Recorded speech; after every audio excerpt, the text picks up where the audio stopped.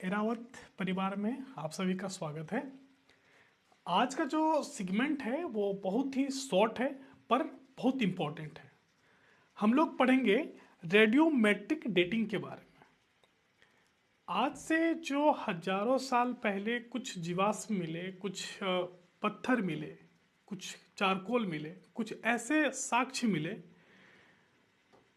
जिनका हमें आयु पता करना था, तो वो रेडियोमेट्रिक डेटिंग एक वैज्ञानिक पद्धति है जिसके तहत आयु की सही मापन होती है कि ये पत्थर है या फिर ये फॉसिल है तो वो किस कालखंड का था। ठीक है, तो शुरू करते हैं बिना टाइम वेस्ट किए।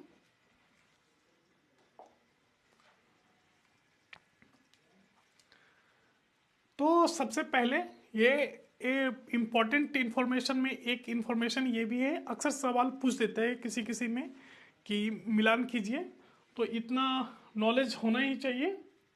ठीक है, सिक्कों या मुद्राओं के अध्ययन को न्यूमिस्मेटिक कहते हैं। ठीक है, और अभिलेख और अभिलेखों शिलालेखों के अध्ययन को इपिग्राफी कहते हैं। ठीक है, पुराने दस्तावेजों या हस्तलिपि के अध्ययन को पैलियोग्राफी कहते हैं। ठीक है, और प्राचीन वस्तुएं, पत्थर, अवशेष आदि के अध्ययन को आर्कियोलॉजी कहते हैं। ठीक है, ASI है आर्कियोलॉजी सर्वे ऑफ इंडिया। चलिए नेक्स्ट है, हाँ ये बहुत ही ज़्यादा इम्पोर्टेंट है। ठीक है, अक्सर PCS में, रेलवे में, SSC में, हर जगह ऐसे सवाल पूछे जाते हैं। ठीक है, चलिए तो रेडियोमेट्रिक डेटिंग क्या है? रेडियोमेट्रिक एक साइंटिफिक तरीका है किसी भी चीज को उसकी सही आयु पता करने में। ठीक है, वो चाहे 10,000 हो, 50,000 हो, 1 करोड़ साल पुराना हो, उसकी सही आयु पता की जाती है। ठीक है, इसके कई पार्ट है। जैसे पहला है रेडियो कार्बन डेटिंग। तो रेडियो कार्बन डेटिंग जो है ये सिर्फ ऑर्गेनिक एलिमेंट्स के लिए है।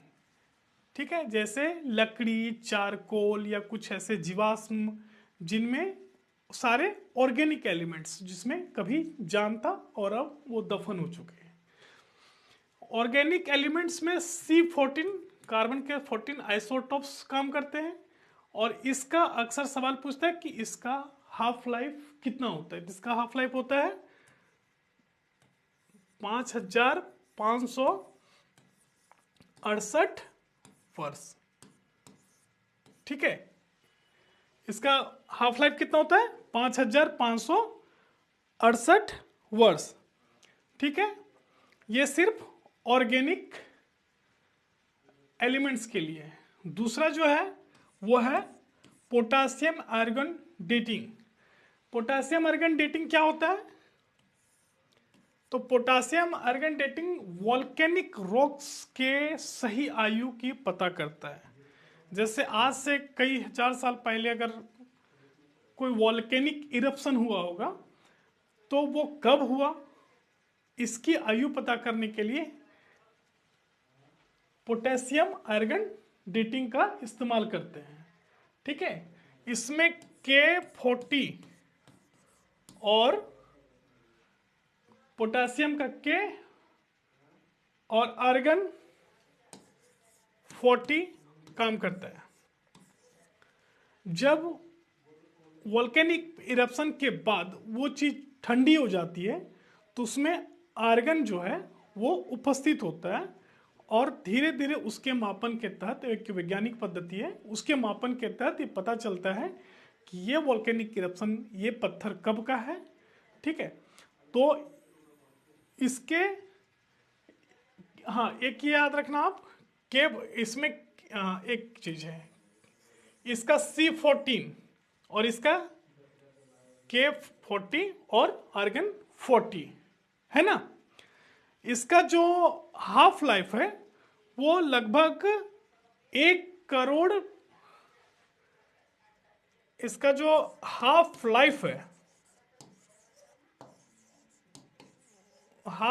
वो 1.25 करोड़, यानी कि 1 करोड़ 25 लाख, लगभग 1.25 करोड़ साल तक पहले की कोई घटना है, तो उसके मापन में, उसकी आयु की मापन में ये किया जाता है।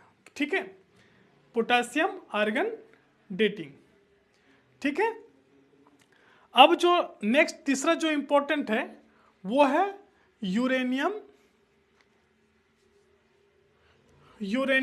Lead dating.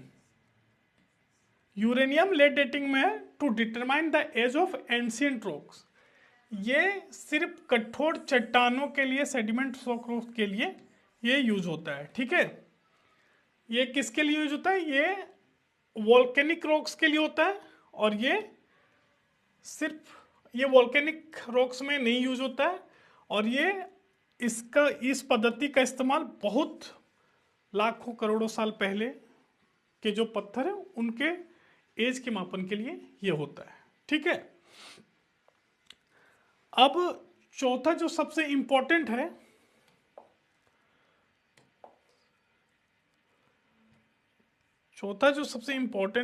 वो है थर्मोल्यूमिनेसेंस डेटिंग। इसमें ऐसे कुछ, मान लीजिए हड़प्पा काल के दौरान मिट्टी के बर्तन जो इस्तेमाल हुए, वो मृदभांड की आयु कब है, वो 3000 साल पुराना है, 4000 साल पुराना है, मिट्टी के बर्तनों का प्रचलन कब शुरू हुआ, उसकी वैज्ञानिक पद्धति के द्वारा जो मापन होता है उसको ल्यूमिनेसेंस डेटिंग कहते हैं। ठीक है, इसमें एक खास तकनीक होती है। जैसे मान लीजिए कि ये मिट्टी का बर्तन है, ठीक है, तो इसमें किसी ना किसी तरह से सनलाइट या फिर हीट इसको मिल रहा है, लेकिन अगर ये पृथ्वी के अंदर बहुत गहराई में दब गया तो इसमें सनलाइट या हीट मिलना बंद हो गया। तो जिस समय इसमें सनलाइट हीट मिलना बंद हुआ, उस समय से इसकी एक विधि के तहत इसकी कोई क्रिया होती है और फिर इसका मापन किया जाता है। तो एग्जाम में जो सवाल पूछे जाते हैं कि मृदभांड की जो आयु है, हड़प्पाकालीन मृदभांड या ताम्रपाषाणकालीन मृदभांड, ये मृदभांडों की जो आयु है उनकी आयु मापन के लिए इनमें से कौन सी विधि का इस्तेमाल होता है? Radio carbon dating, potassium argon dating या थर्मोल्यूमिनेसेंस डेटिंग। ठीक है, तो ये सब ध्यान रखना। मृदभांड वगैरह के लिए मृदभांड यानी मिट्टी के बर्तन, मृदभांड, क्ले पॉट, ठीक है, पोट्री एंड हीटेड स्टोन्स, मतलब ऐसे पत्थर का भी पत्थर के आयु का मापन होता है जो डायरेक्ट सनलाइट के कांटेक्ट में था और अब वो नहीं है, ठीक है, जो कहीं दब गया। तो radio carbon dating organic elements के लिए होता है, इसमें C14 आइसोटॉप्स काम करते हैं। पोटेशियम आर्गन डेटिंग जो कि वॉल्केनिक रॉक्स के लिए काम करते हैं, और यूरेनियम लेड डेटिंग जो कि बहुत पुराने पत्थरों के लिए काम करते हैं। ये कंफ्यूजन मत कीजिएगा, पोटेशियम आर्गन डेटिंग सिर्फ वॉल्केनिक रॉक्स के लिए काम करता है और ये कठोर चट्टानों के लिए, ठीक है। और थर्मोल्यूमिनेसेंस डेटिंग जो है वो मृदभांड के लिए, मिट्टी के बर्तन जो हैं उनके लिए काम करता है, ठीक है। मैंने सोचा कि बीच में कुछ ऐसी चीज़ है टेक्निकल जो कि एग्ज़ाम के लिए बहुत इंपॉर्टेंट है, उसके लिए एक छोटा सा वीडियो बना दें, ठीक है। चलिए नेक्स्ट क्लास हम जो लेंगे उसमें अभी वो मध्यपाषाण और बाकी की चीज़ें पे लेंगे, ठीक है। बहुत बहुत धन्यवाद।